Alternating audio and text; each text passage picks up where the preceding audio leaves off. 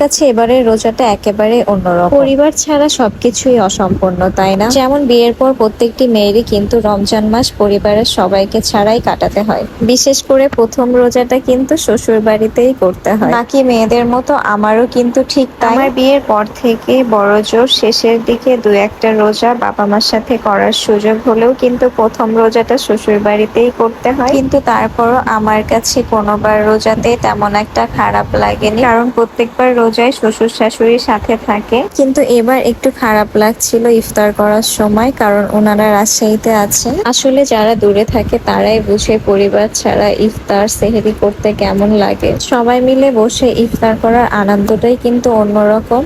সারাটা দিন রোজা থাকার পর যখন সবাই মিলে ইফতার করা হয়, মনে হয় সব ক্লান্তি যেন নিমিষে শেষ হয়ে যায়। আমরা চারজন মিলে বসে ইফতার করছিলাম আর গল্প করছিলাম, আর এদিকে আয়াত আগে ইফতারে সবকিছু একটু একটু করে খেয়ে ফেলেছে, এর জন্য ও কিছুই খেতে চাচ্ছে না।